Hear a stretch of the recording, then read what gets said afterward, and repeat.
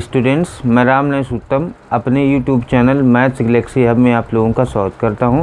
आज आप लोगों को 12th क्लास की मैथ पढ़ानी है। 12th क्लास में रैखिक प्रोग्रामन पढ़ाया जा रहा है। रैखिक प्रोग्रामन में आज आपको नई एक्सरसाइज 12.2 बतानी है। तो एक्सरसाइज 12.2 में देखते हैं कुछ नई चीज़ें हैं। रैखिक प्रोग्रामन समस्याओं के प्रकार हैं, टाइप्स ऑफ एलपीपी। तो इसमें पहला टाइप है उत्पादन संबंधी समस्याएं, मैन्युफैक्चरिंग प्रॉब्लम्स। इनमें क्या होता है, जैसे कोई कंपनी कोई प्रोडक्ट बनाती है तो वो इसके अंतर्गत आता है। उसके बाद दूसरा है आहार संबंधी समस्याएं। इसमें डाइट प्रॉब्लम इसको बोलते हैं। डाइट प्रॉब्लम में जैसे कोई फैक्ट्री फूड बनाती है तो वो डाइट प्रॉब्लम में आता है। तीसरी है परिवहन संबंधी समस्याएं, यानी ट्रांसपोर्टेशन प्रॉब्लम।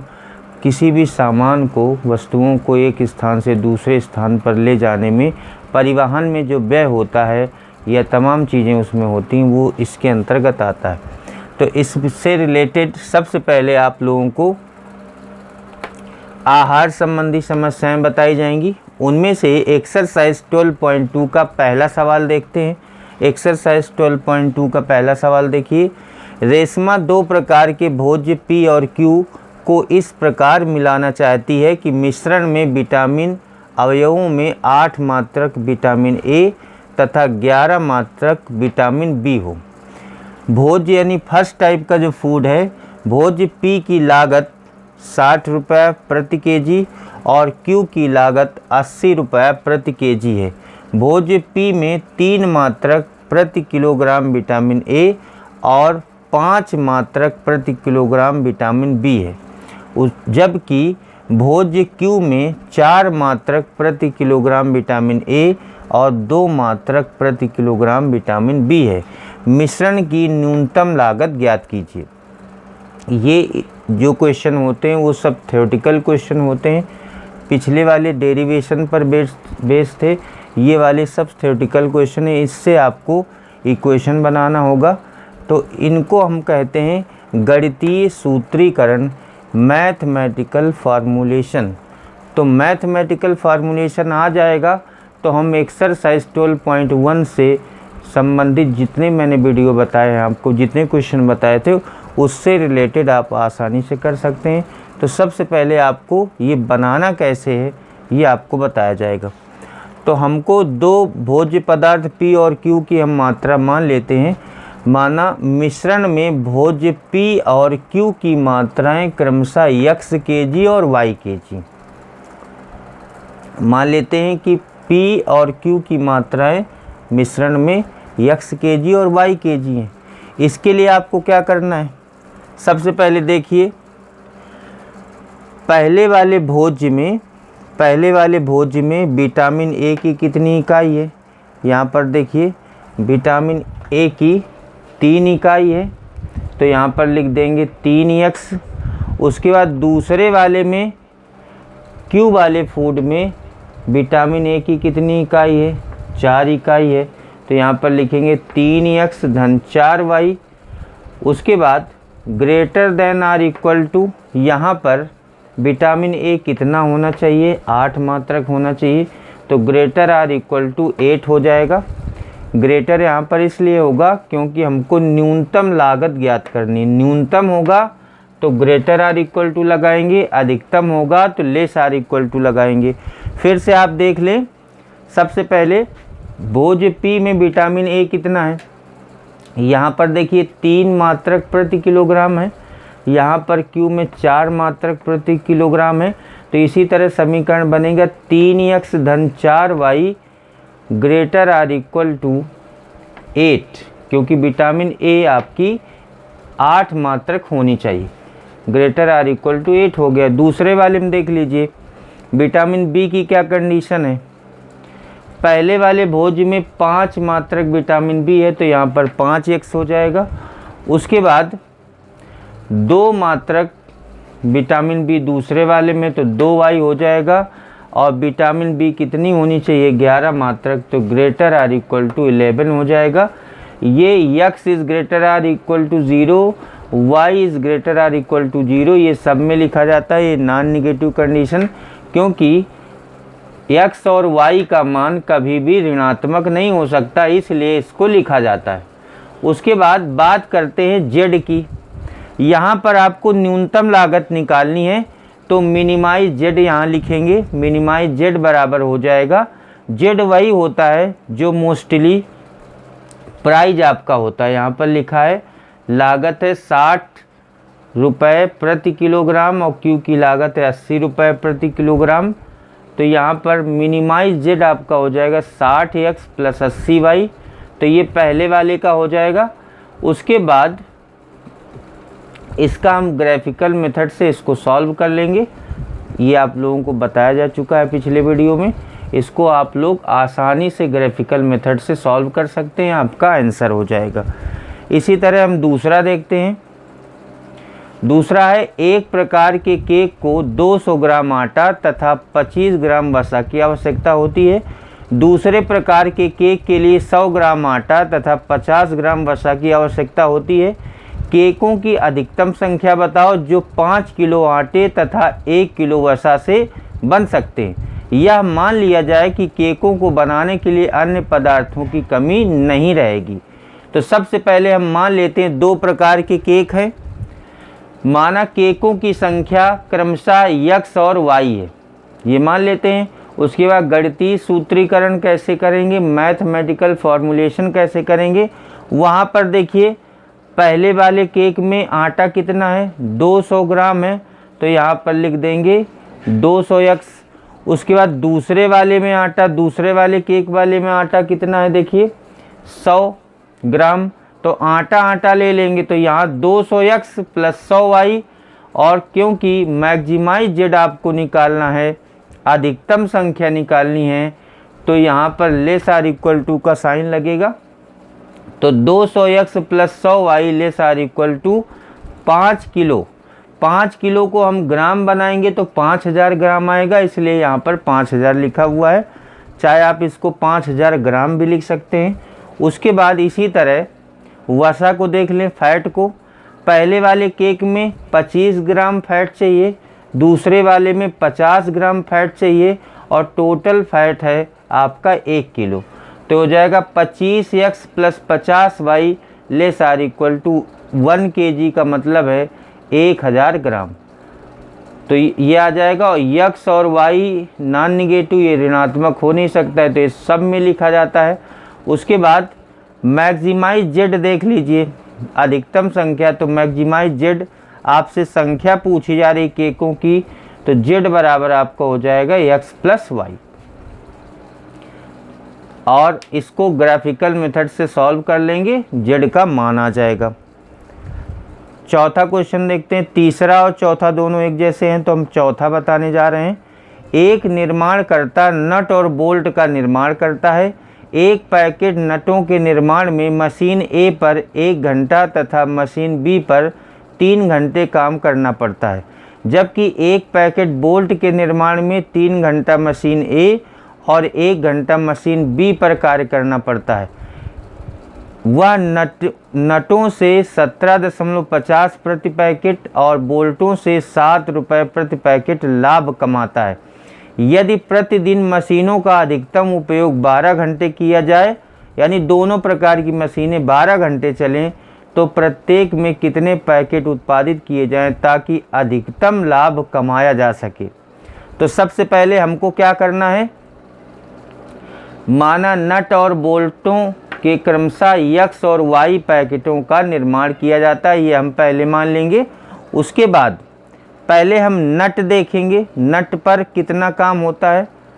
नट पर ए मशीन कितना चलती है, 1 घंटा, तो x हो जाएगा। और उसके बाद बी मशीन कितना चलती है, बोल्ट पर ए मशीन कितना चलती है, 3 घंटा, तो 1x यानी x प्लस 3y। और टोटल जो मशीन है, चाहे ए प्रकार की मशीन हो चाहे बी प्रकार की मशीन हो, दोनों 12 घंटे चलती हैं। तो less or equal to 12, less or equal to x इसलिए होगा क्योंकि अधिकतमीकरण आपको निकालना है, मैक्सिमाइजेशन निकालना है।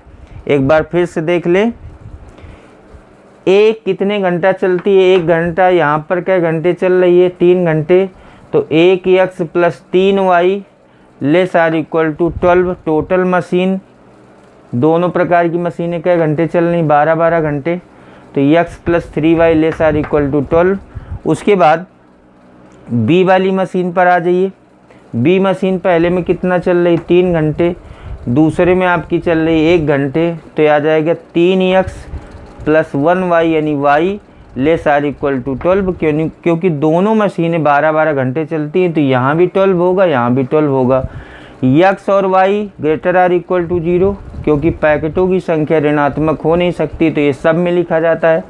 उसके बाद मैक्सिमाइज जेड, मैंने बताया था जहाँ पर अमाउंट लिखी होती, जहाँ पर लाभ लिखा होता है या लागत लिखी होती, वही आपका जेड होता है, मोस्टली यही होता है। तो मैक्सिमाइज जेड कितना हो जाएगा, नटों पर 17.50 रुपये का प्रॉफिट है, तो मैक्सिमाइज जेड हो जाएगा 17.50x और प्लस 7y। तो ये जितनी प्रॉब्लम आप लोगों को बताई गई, इनमें से पहली जो 2 प्रॉब्लम हैं, ये 2 प्रॉब्लम पहली और दूसरी आपको बताई गई, ये आहार संबंधी समस्याएं थी। ये पहली दूसरी ये आहार संबंधी, क्योंकि इसमें भोजन बनाया जा रहा है, मिश्रण बनाया जा रहा है, फूड बनाया जा रहा था, इसलिए आहार संबंधी है। तीसरी और चौथी ये उत्पादन संबंधी समस्याएं हैं। तो इसमें से मैंने तीसरा नाम बता के चौथा बता दिया है। बाकी जो तीसरी टाइप की समस्या है वो भी अभी बताई जाएगी। क्वेश्चन नंबर 6 देखिए। एक कुटीर उद्योग निर्माता पेडिस्टल लैंप और लकड़ी के सेट बनाता है। प्रत्येक के निर्माण में एक रगड़ने काटने और एक स्प्रेयर की आवश्यकता पड़ती है। एक लैंप के निर्माण में 2 घंटे रगड़ने काटने और 3 घंटे स्प्रेयर की आवश्यकता पड़ती है, जबकि एक शेड के निर्माण में 1 घंटा रगड़ने काटने और 2 घंटे स्प्रेयर की आवश्यकता पड़ती है। स्प्रेयर की मशीन प्रतिदिन अधिकतम 20 घंटे और रगड़ने काटने की मशीन प्रतिदिन अधिकतम 12 घंटे के लिए उपलब्ध है। एक लैंप की बिक्री पर 5 रुपये और शेड की बिक्री पर 3 रुपये का लाभ होता है। तो बताइए कि वह निर्माण की प्रतिदिन कैसी योजना बनाए कि लाभ अधिकतम हो। तो इसके लिए मान लेते हैं, माना लैंप और शेड की संख्या x और y है। अधिकतम लाभ की बात कही जा रही, तो यहाँ पर लिख देंगे मैक्सिमाइज जेड। मैक्सिमाइज जेड क्या कैसे निकालते हैं देख लीजिए। यहाँ पर जो आपको लाभ होता है रुपए में, उसकी सहायता से निकालते हैं। लैंप पर 5 रुपये का लाभ है, शेड पर 3 रुपये का लाभ है, तो यहाँ मैक्सिमाइज जेड हो जाएगा 5x धन 3y। उसके बाद सब्जेक्ट टू द कांस्टेंट, ये आपकी समीकरण कैसे निकालते हैं।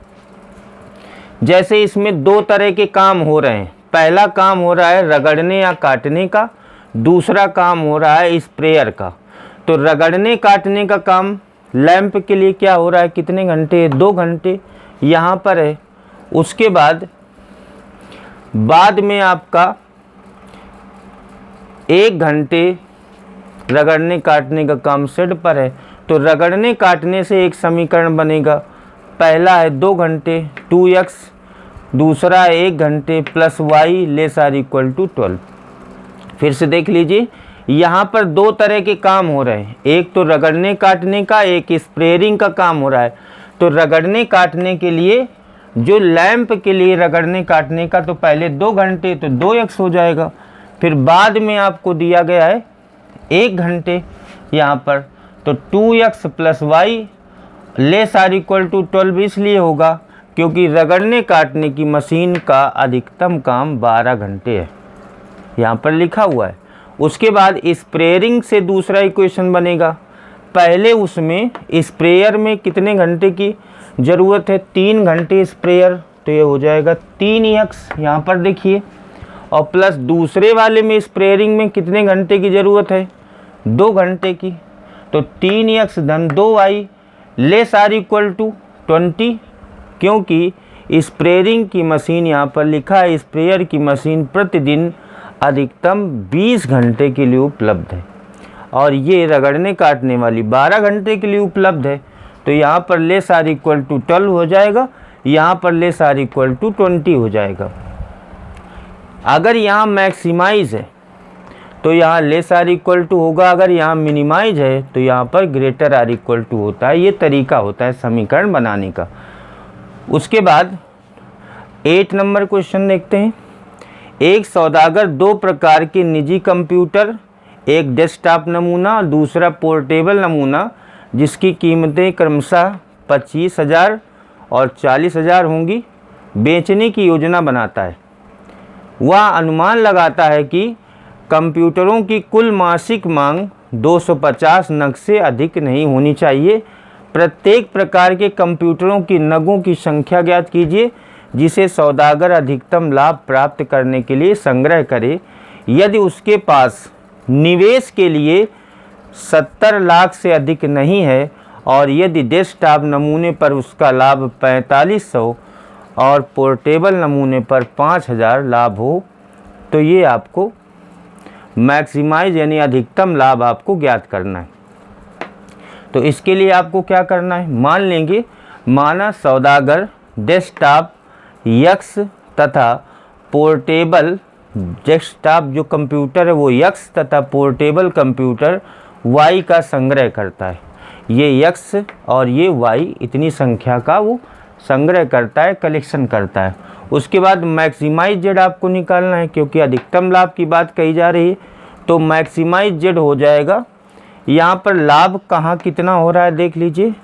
डेस्कटॉप पर 4500 तो हो जाएगा 4500x प्लस पोर्टेबल पर 5000 का प्लस 5000 वाई, ये तो आपका मैक्सिमाइज जेड हो गया। उसके बाद असमीकाएँ कैसे निकालना है, सब्जेक्ट टू द कांस्टेंट, इसको हम एस टी लिखते हैं, शार्ट में एस टी लिखेंगे। ये पहला वाला समीकरण कैसे बनना है कि अधिकतम इसकी संख्या 250 नग से अधिक नहीं होनी चाहिए। अगर ये मैक्सिमाइज है तो यहाँ लेस आर इक्वल टू होगा, ये आपको पहले बताया जा चुका है। तो डेस्कटॉप पोर्टेबल की संख्या 250 से ज़्यादा नहीं होनी चाहिए। तो x plus y less or equal to 250, ये पहली इनइक्वलिटी हो जाएगी। उसके बाद जो दूसरी इनइक्वलिटी है वो कीमत से निकाली जाएगी। ये 25,000 पहले वाले की कीमत है, 25,000 दूसरे वाले की 40,000। तो दूसरा वाला समीकरण हो जाएगा 25,000x plus 40,000 y less or equal to total कितना रुपया है उसके पास 70 लाख, तो less or equal to 70 lakh.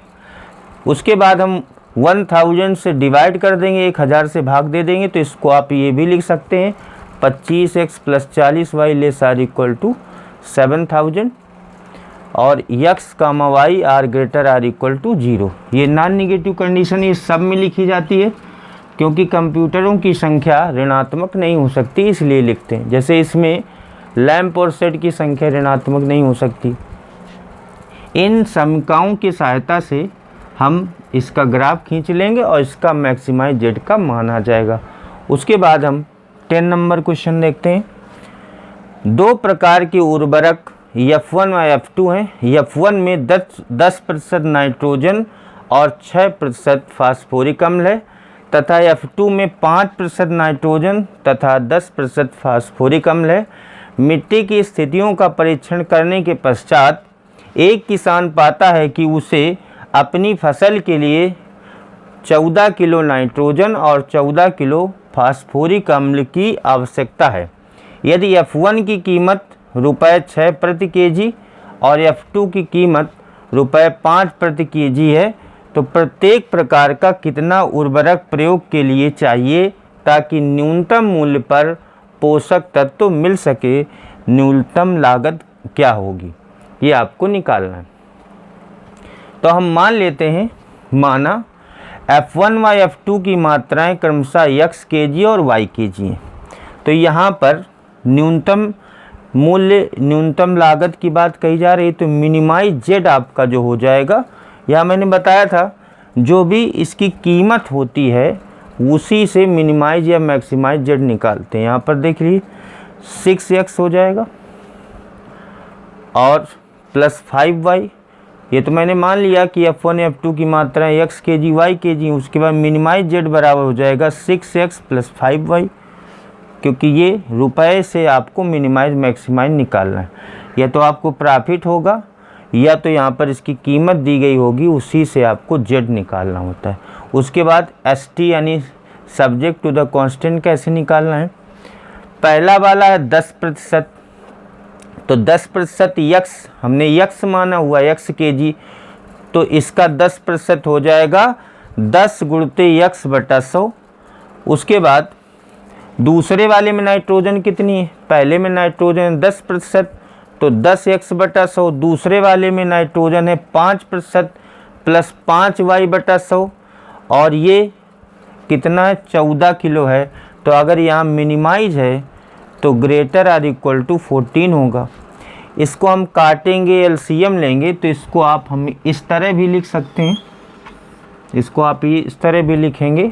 इसको जैसे हम कैंसिल कर देंगे 20 एलसीएम आ जाएगा, फिर क्रॉस मल्टीप्लाई कर देंगे, तो इसको न लिख के इस तरह से भी लिख सकते हैं। उसके बाद दूसरा इक्वेशन आपको बनाना है।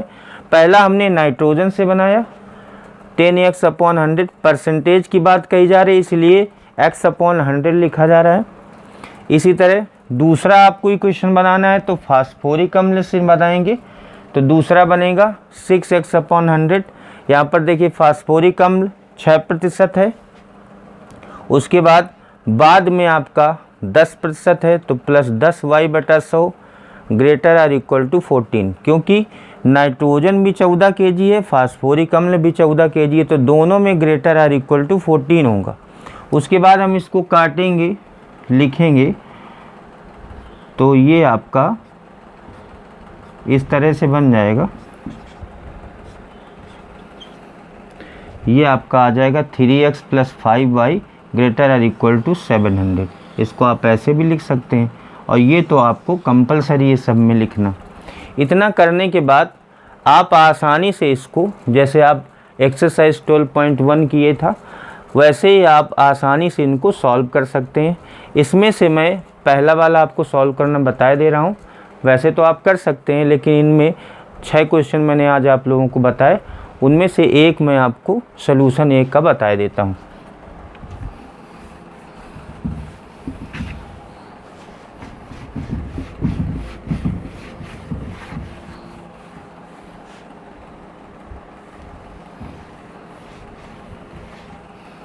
देख लीजिए 6 नंबर का सलूशन, ये आपको मैक्सिमाइज जेड दिया गया है, इससे हम सब्जेक्ट टू द कांस्टेंट दिए गए हैं, इनको हम समीकरण के रूप में लिखेंगे 2x प्लस वाई इक्वल 12, ये पहला समीकरण हो जाएगा, और दूसरा हो जाएगा 3x प्लस 2y इक्वल 20, ये दूसरा समीकरण हो जाएगा। असमीकाओं को हम इक्वेशन के फॉर्म में लिखेंगे। अब इसको हम अंताखंड रूप बनाएंगे, यानी 12 से डिवाइड कर देंगे, तो x/6 हो जाएगा, y/12 हो जाएगा इक्वल 1, और दूसरे वाले को हम 20 से डिवाइड कर देंगे, तो 3x/20 होगा, 2y/20 होगा इक्वल 1 हो जाएगा, ये 10 आ जाएगा। तो इसको आप ऐसा भी लिख सकते हैं x/20/3, क्योंकि इंटरसेप्ट फॉर्म में यहाँ 3 नहीं होना चाहिए, 3 को हम नीचे ले आए, y/10 इक्वल 1। इन दोनों की सहायता से आपको ग्राफ खींचना है।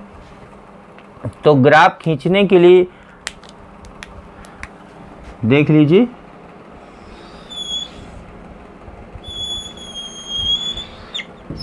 ये x o y, उसके बाद x एक्सिस में मैक्सिमम कितना है, यहाँ पर 20/3 है, ये अप्रॉक्स 7 तक जाएगा, और इधर 12 है, तो इसको y एक्सिस में मैक्सिमम 12 है, x में मैक्सिमम 7 है, तो 2 का हम डिफरेंस ले लेते हैं, 2 4 6 और 8, यहाँ पर हो जाएगा 2 4 6 8 10 और 12 हो जाएगा।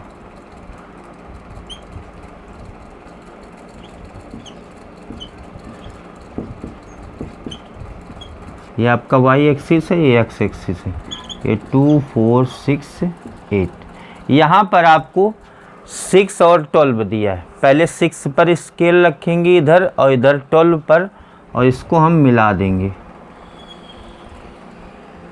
ये जो भी इक्वेशन होगा वो लिख देंगे 2x + y = 12 हो जाएगा।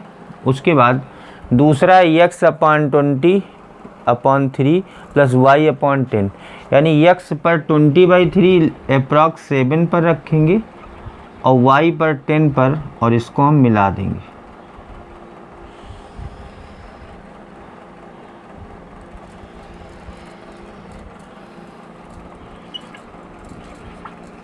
ये आपका इक्वेशन हो जाएगा 3x + 2y = 20 हो जाएगा।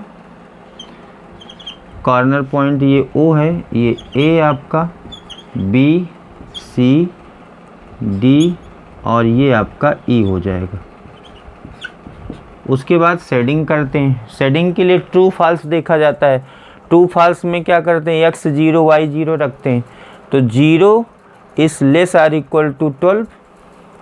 यहाँ पर देखिए पहला वाला 0 ≤ 12, तो ये ट्रू है पहला वाला। दूसरा वाला 0 ≤ 20, ये भी ट्रू है। इसका मतलब शेडिंग जो होगी वो दोनों में अंदर की तरफ होगी। शेडिंग अंदर की तरफ होने का क्या मतलब है कि ये भी इधर की तरफ आएगा इस तरह से, और दूसरे वाले की शेडिंग भी अंदर की तरफ आएगी।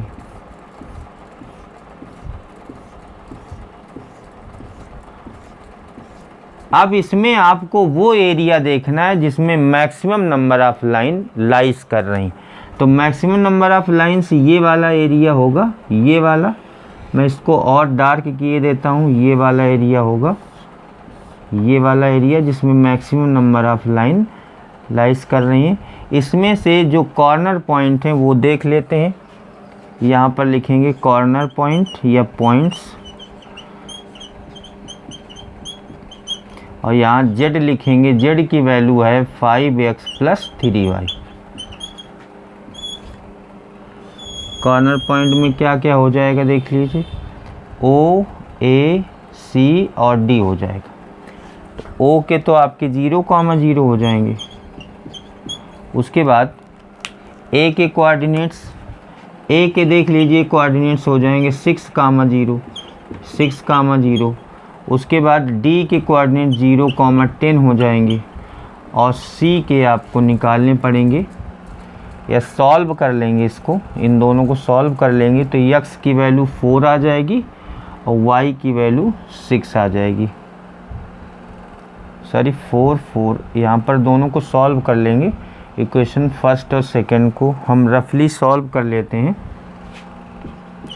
2x + y, इसमें 2 से मल्टीप्लाई कर लें, 24 हो जाएगा। तो 3x + 2y = 20, दोनों को सब्ट्रैक्ट कर देंगे तो आ जाएगा x = 4। x की वैल्यू 4 हो जाएगी, y भी आपका 4 होगा। x 4 और y 4, तो ये हो जाएगा c की वैल्यू 4,4 हो जाएगी। a के कोऑर्डिनेट्स लिखेंगे 6,0, c के लिखेंगे 4,4 और d के हैं 0,10। सबके मान निकाल लेते हैं, सबकी वैल्यूज़ रख के 0 हो जाएगा, ये 30 हो जाएगा, ये 32 हो जाएगा और ये 30 हो जाएगा। इसमें अधिकतम मान कौन सा, ये अधिकतम है। आपका आंसर हो जाएगा कि इसका जो मैक्सिमम प्रॉफिट है, अधिकतम मान है, यहाँ पर लिख देंगे z का अधिकतम मान। देखिए किस पॉइंट पर, 4,4 पर अधिकतम मान 4,4 पर 32 है। मतलब मैक्सिमाइज जेड आपको निकालना था तो मैक्सिमाइज जेड आपका 32 आ गया। यही आपका फाइनल आंसर है। स्टूडेंट्स, आज मैंने आप लोगों को एक्सरसाइज 12.2 के कुछ सेलेक्टेड क्वेश्चन बताए। ये एक्सरसाइज आपकी समाप्त होती है, साथ ही आज की क्लास भी यहीं पर समाप्त होती है। Thank you.